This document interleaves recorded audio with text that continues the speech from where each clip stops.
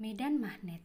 Medan magnet adalah daerah di sekitar magnet yang masih dipengaruhi oleh gaya magnet.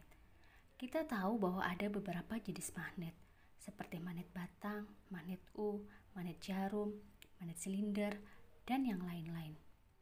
Namun dalam pembahasan kita kali ini, kita tidak akan membahas tentang magnet yang telah kita sebutkan tadi. Tetapi kita akan membahas tentang kawat penghantar yang dapat memiliki sifat kemagnetan ketika dialiri oleh arus listrik.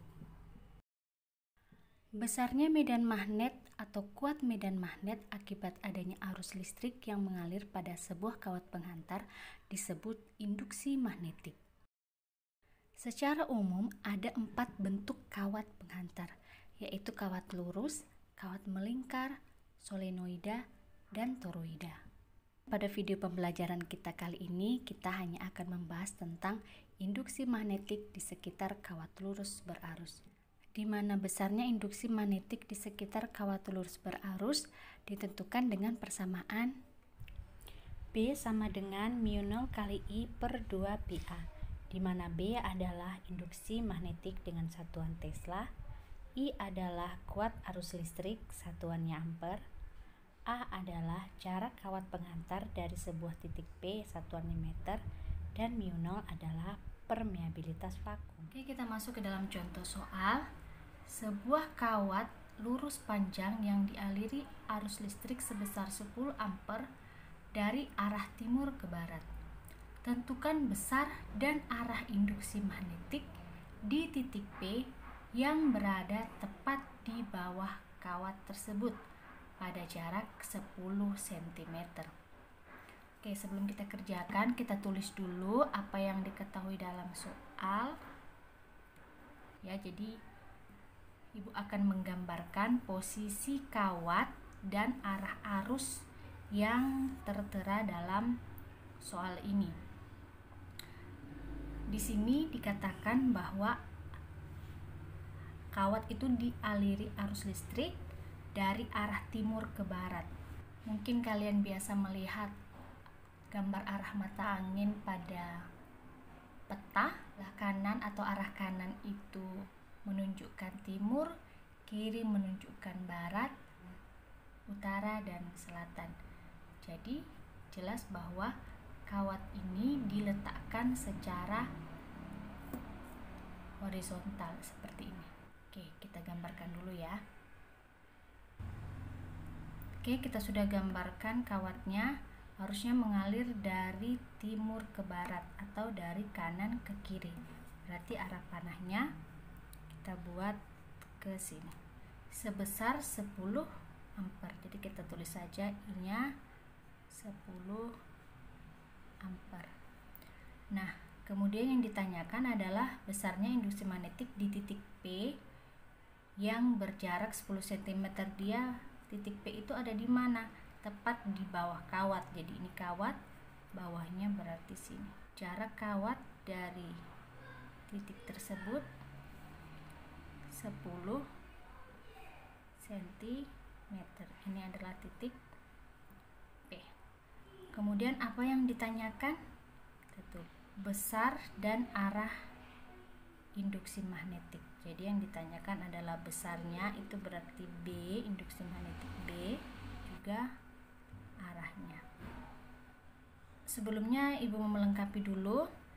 10 cm itu kan jarak dari kawat ke titik P.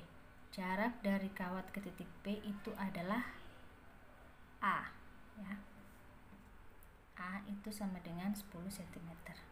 Langsung kita selesaikan. Kita pasang persamaannya. Oke, Ibu lupa tulis bahwa μ0 ini adalah konstanta kesebandingan, itu selalu nilainya 4pi kali 10 per ampere meter.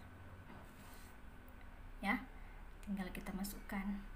μ0 nya sama dengan 4pi kali 10 pangkat minus 7, kemudian I nya 10 per 2pi kali A nya 10 cm. Ini kita ubah dulu ke meter, jadi 0,1 meter kali 0,1 meter.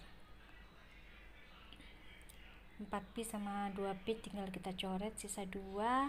Di sini kita tulis, kemudian 10 pangkat minus 7 dikali 10. Ini sebenarnya sama saja kalau kita tulis 10 pangkat 1 ya. 10 pangkat minus 7 dikali 10 pangkat 1 berarti pangkatnya kita jumlah karena perkalian, jadi minus 7 tambah 1. Jadi perkalian bilangan 10 berpangkat itu pangkatnya kita jumlah, kalau pembagian pangkatnya akan kita kurang ya. 0,1 ini kita ubah jadi bilangan berpangkat, jadi 10 pangkat minus 1. Jadi di sini sisa 2, 10 pangkat minus 7 tambah 1 berarti minus 6 pangkatnya, dan dibagi minus 1. Ingat kalau pembagian berarti pangkatnya kita kurang minus 1 sama dengan 2 kali 10 pangkat minus 6 dikurang minus 1, itu sama saja dengan minus 6 ditambah 1, jadi minus 5 Tesla. Inilah nilai besarnya induksi magnetik. Oke, kita sekarang akan mencari arahnya ya. Kita gambarkan dulu arah mata angin. Oke, Ibu sudah gambar seperti ini. Arah kanan itu adalah timur, kiri itu barat, yang ke atas ini utara, dan ini adalah selatan.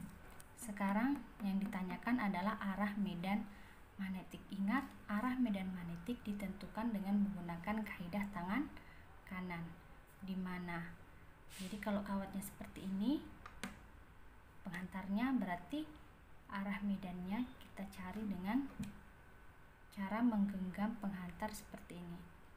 Kenapa Ibu jarinya ke sana? Karena arusnya arahnya juga ke kiri. Kalau arahnya ke kanan, tentu cara genggam kita seperti ini. Jadi kita genggamnya seperti ini. Arus mengalir ke kiri. Kemudian kemanakah arah medannya?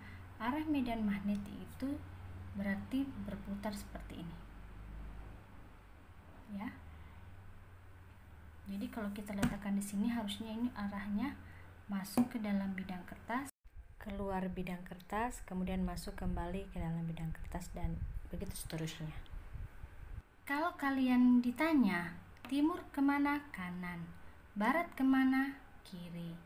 Utara kemana? Atas. Itu sebenarnya tidak benar.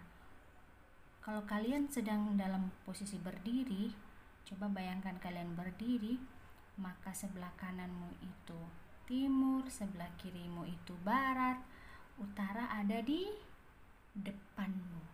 Jadi bukan di atas, tapi di depan, dan selatan itu ada di belakang. Nah, bagaimana cara menggambarkan arah depan dan arah belakang dari arah mata angin ini? Kita gambarkan dengan X dan titik. Jadi kalau Ibu gambarkan utara ini, Ibu gambarkan masuk ke dalam bidang, dan selatan itu keluar bidang. Oke, kita lanjut ke soal ini. Kemanakah arah medan magnetik di titik P? Jadi titik P itu ada di sini, di bawahnya. Kalau kita genggam penghantar seperti ini, maka di bagian atas medan magnetiknya masuk dan di sini keluar. Jadi kalian perhatikan arah genggaman, arah jari keempat jarimu ini. Jadi genggamnya seperti ini, berarti medannya masuk di daerah atas kawat ini, sebelah sini masuk, dan keluar di bawah kawat penghantar. Jadi kita misalkan tadi ini kawat penghantar ya, karena Ibu tidak bisa menggenggam gambar ini, jadi Ibu mengibaratkan ini sebagai penghantarnya. Jadi ini Ibu genggam seperti ini, maka pada bagian atas kawat penghantar itu arahnya masuk dan dia keluar. Berarti medan magnetik di titik ini B, di titik P ini arahnya keluar bidang. Kalau misalnya pertanyaannya harus atau jawabannya harus dirubah ke dalam arah utara, timur, barat, atau selatan, maka arah keluar bidang ini sama dengan arah selatan atau selatan. Jadi kalau kita melengkapi, arusnya ini ke kiri, medan magnetiknya di sisi sini nih arahnya masuk, dan di bawah sini arahnya keluar atau disimpulkan dengan